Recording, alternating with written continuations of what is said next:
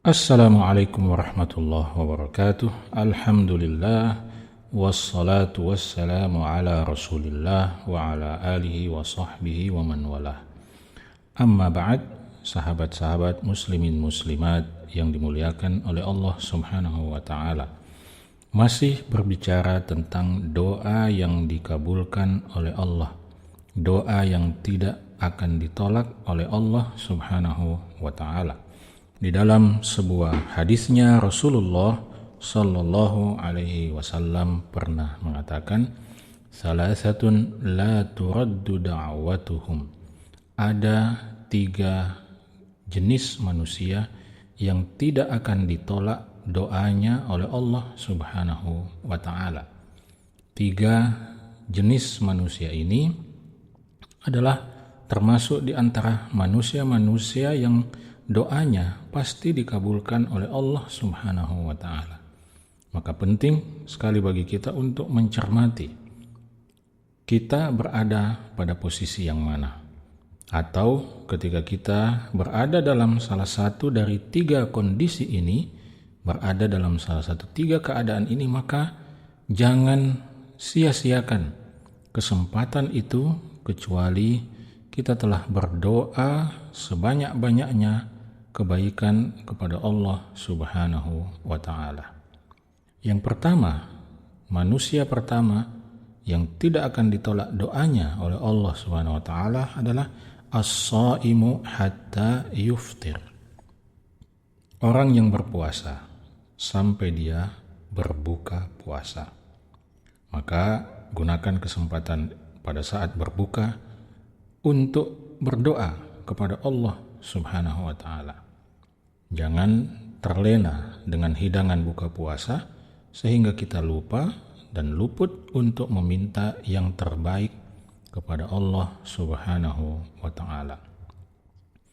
Kemudian jenis manusia ketiga yang tidak akan ditolak doanya oleh Allah Subhanahu wa taala adalah wal imamul adil. Pemimpin yang adil.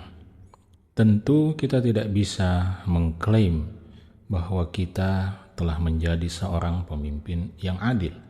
Tetapi ketika kita menempati suatu jabatan, suatu posisi di mana kita adalah sebagai seorang pemimpin dan kita merasa bahwa kita telah berusaha untuk menjalankan kepemimpinan itu dengan seadil-adilnya, maka jangan lewatkan kesempatan itu untuk berdoa kepada Allah Subhanahu wa taala.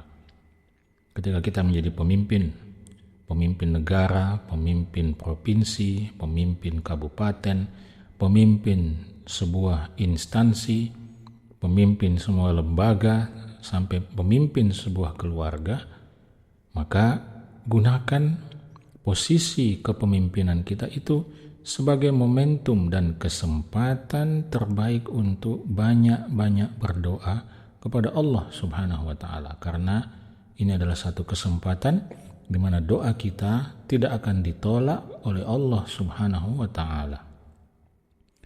Lalu yang ketiga, jenis manusia ketiga yang tidak akan ditolak doanya oleh Allah Subhanahu wa taala adalah wada'awatul mazlum. Doa orang yang terzalimi. Ketika kita berada dalam situasi terzalimi, ketika kita berada dalam situasi terjepit, ketika kita berada dalam kondisi di mana kita tidak menemukan lagi celah dan jalan keluar karena tindakan kezaliman yang dilakukan oleh orang lain kepada kita, maka pada saat itu kita jangan putus asa. Kita jangan melupakan bahwa di sana ada Allah Subhanahu wa taala yang selalu mendengarkan permintaan kita, yang selalu mendengarkan doa-doa kita, yang Maha melihat kezaliman orang kepada kita, yang Maha mendengarkan, yang Maha mengetahui kezaliman orang kepada kita. Dan Allah Subhanahu wa taala menunggu kita untuk meminta kepadanya, untuk berdoa kepadanya, agar kemudian orang yang menzalimi kita itu diberikan balasan yang setimpal. Kata Nabi SAW, doa orang yang terzalimi itu yarfa'uhallahu fawqal ghamam.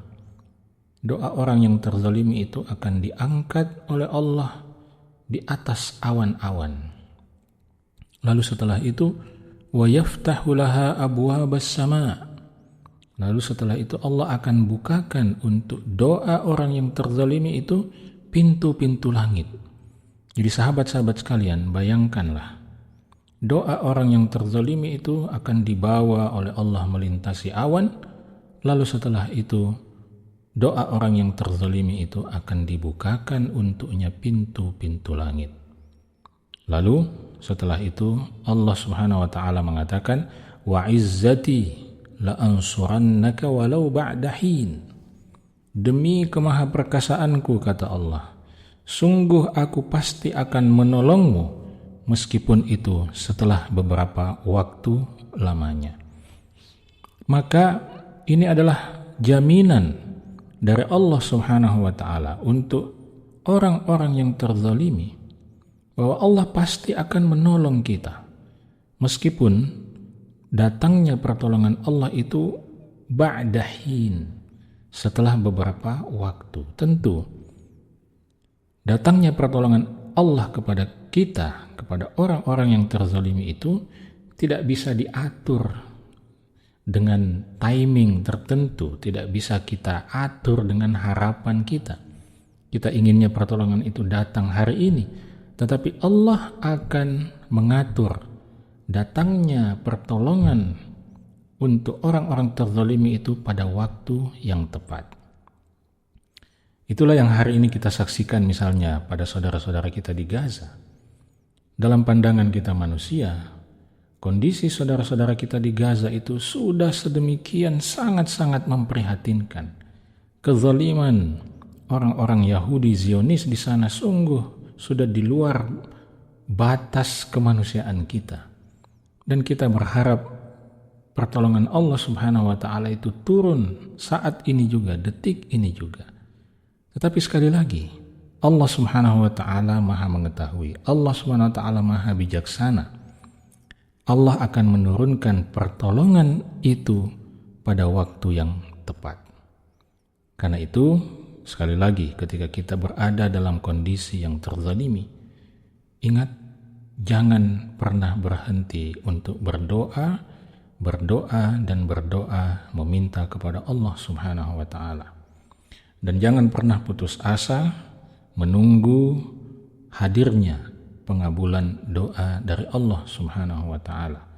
Allah pasti akan mengabulkan meskipun pengabulan itu datang setelah beberapa waktu, tetapi kedatangannya pasti terjadi pada waktu yang tepat. Semoga bermanfaat. Assalamualaikum warahmatullahi wabarakatuh.